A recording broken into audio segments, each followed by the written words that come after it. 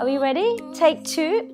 Oh my God, there's bubbles. Do you see the? Yes, I saw them when you were speaking earlier. It's so cool. Bubbles coming through. Because we are magical. We are everything we want to be. Or we're living in a bubble, I don't know.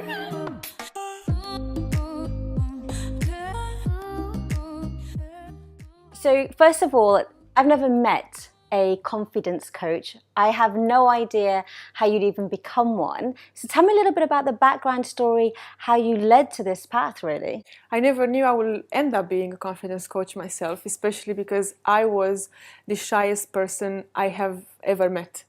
But I was on the path of presenting live events, of presenting on TV, and then I've been requested to start to do public speaking sessions to executives. So then I really found myself enjoying coaching people to open up, to have the courage to speak in public, and I realized that the more they were able to speak on the platform, to speak on stage, they were building their confidence. Because they were telling me, I've changed the way how I speak, I behave differently. So I put two and two together, which was quite easy, and I realized that when you get up on stage and you speak, each time you present, you meet a new layer of yourself, you develop a new layer of yourself. So in this way, you build your confidence. But in life, all of us get knocked down. You know, we're all human beings, and there are times when we don't feel confident. I'm sure you go through that at times too, right? A lot. So when you go through it yourself, do you use a lot of your own practices that you give people, or what is it that you do? It's hilarious because when I'm down, I'm like, I'm the confidence coach. That's exactly what I thought. I better put it together, because if I'm not together, then hello.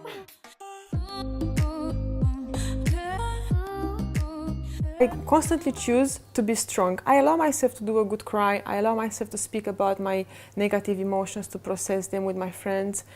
But then I immediately choose to change my state. I do think confidence also is, a lot of it comes from knowing yourself. You have to delve into yourself and realize who you are as a person. And I think a lot of us don't realize that until we get older. You know, when you're younger, you're like, I want to fit in, I want to be like my friends. And the older you get, you do start questioning, well, who am I? And I think that's where your confidence builds up from too. Seneca said, know thyself.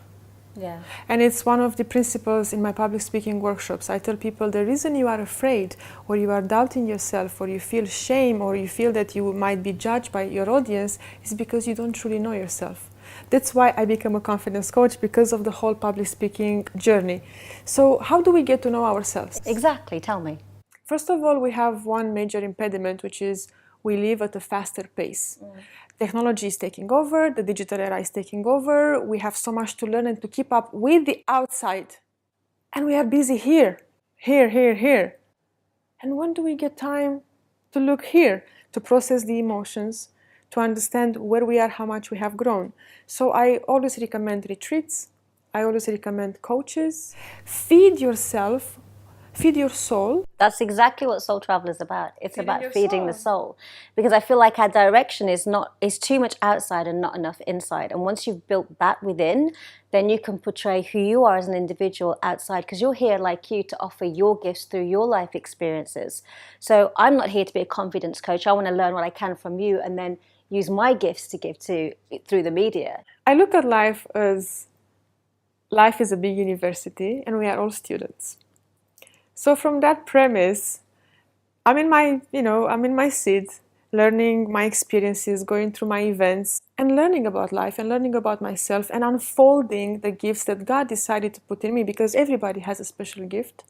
For me, it's communication and building people up. For you is inspiring and also communication all the way, because you are an amazing channel of communication. You keep on chatting with people and extracting stories. Everybody, architects, doctors, everyone has a special gift that is only theirs.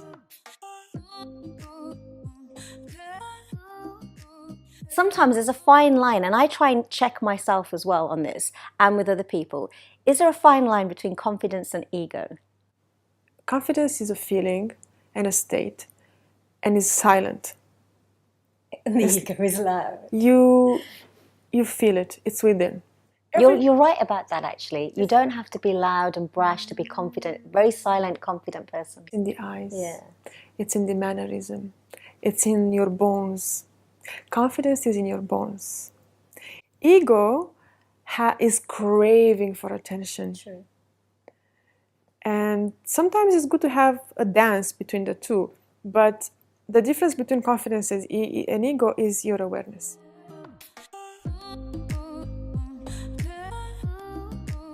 Also, in your classes, give me an example. When people come, what do they go through? What will they learn?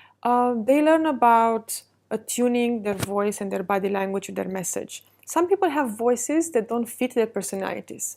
Some people have a certain style of walk that don't really make, it doesn't make justice for them. Hang on a minute, let me just go back. You said some people have voices that don't suit the... Their voice doesn't fit their face. Can I tell you who I think that is? David Beckham. Have you heard David Beckham talk? Yes. His voice does not suit... And Mike Tyson. Yeah. Mike Tyson has a squeaky voice, but he doesn't care.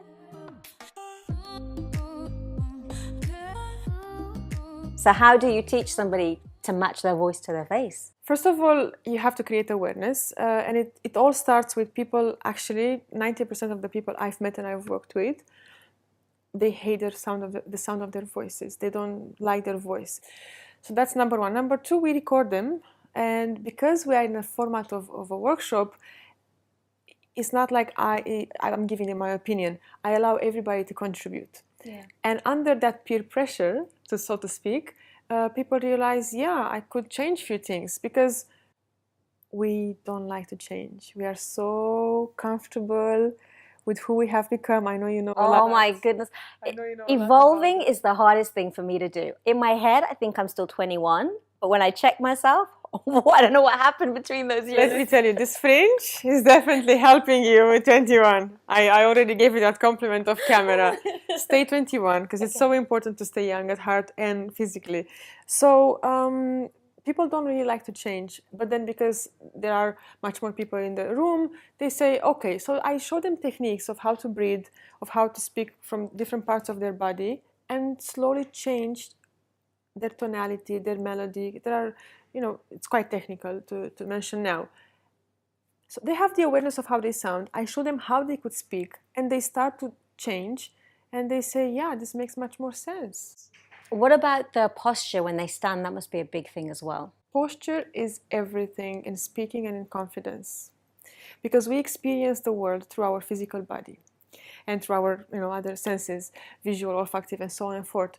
It's so easy to change your state by simply elongating and strengthening your posture, by walking more firmly, by feeling the steps that you are putting. And because people are busy doing many other stuff or anything else, when I show them how to properly walk and how to use their hands and how to simply bring their chest out, everything changes.